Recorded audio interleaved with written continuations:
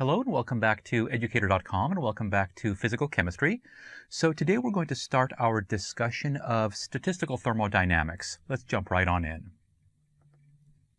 Okay, so I wanted to go through this big picture of what statistical thermodynamics is so that we know why we're doing this. What's our overarching goal? What is it that we're trying to achieve? So our big picture goal is going to be the following. Let me actually work in blue today. So, our big picture goal, it is to find a way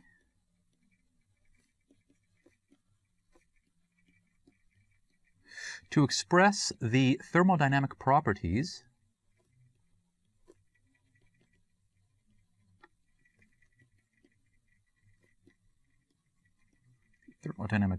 of a bulk system. And by bulk we mean just a bunch of particles, like a block of wood, as opposed to the individual molecules that make up that wood. So of a bulk system, in other words, the energy, the entropy, the enthalpy, the Helmholtz energy, the Gibbs free energy, all of these things, the constant volume heat capacity, and the pressure, the basic thermodynamic functions of a bulk system, our goal is to express these properties in terms of the properties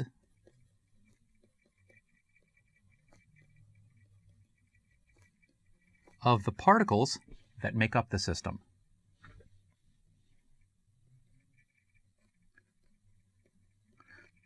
Excuse me, particles that make up the system. So that's what we're doing with statistical thermodynamics.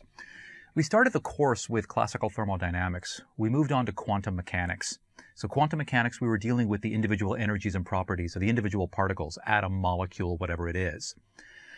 Now that we have quantum mechanics, we want to go back and we want to explain what we learned in classical thermodynamics via the individual particles. That's it. We're just closing the circle, like we talked about in the overview of the course. Okay, so our primary tool, you know what, I think I'm actually going to go back to black here. Sorry about that. So our primary tool in this investigation is going to be something called the partition function. Our primary tool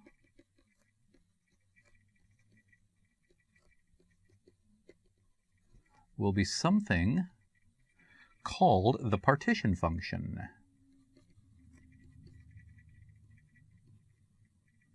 You know what, let me actually come over here, called the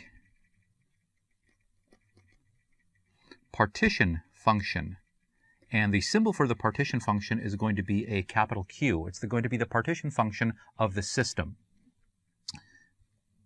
Okay. What we're going to do is we're going to express the thermodynamic properties in terms of Q. So we will express the thermodynamic properties, the ones that I listed above. We're going to be listing those, we're going to be expressing those properties in terms of Q. Having a little difficulty talking today, sorry about that. In terms of this capital Q, the partition function. Okay, now we then introduce small q. We then introduce small q.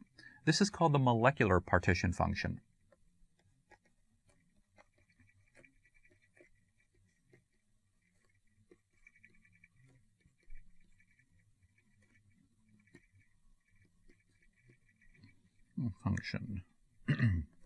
Okay. What that means is, or I should say that is,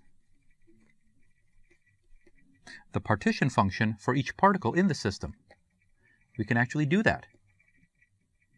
We can write this thing called a partition function for each individual particle of whatever system we happen to be dealing with. It's pretty extraordinary. In fact, it's very extraordinary. For each particle of the system. Okay. Now, we will express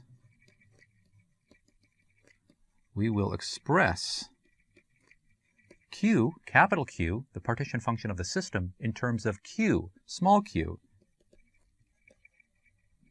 in terms of Q. We will then have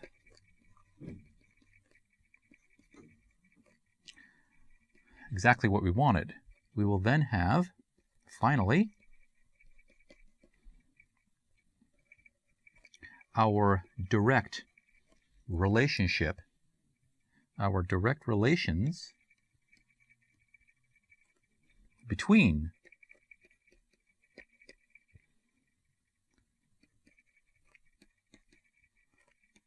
the thermodynamic properties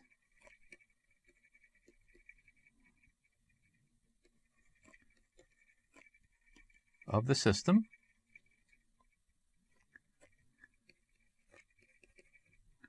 and the particles that make up the system. That's it. Particles that make up the system. That's our big picture goal. That's what we want to do. So we want to come up with this thing called a partition function.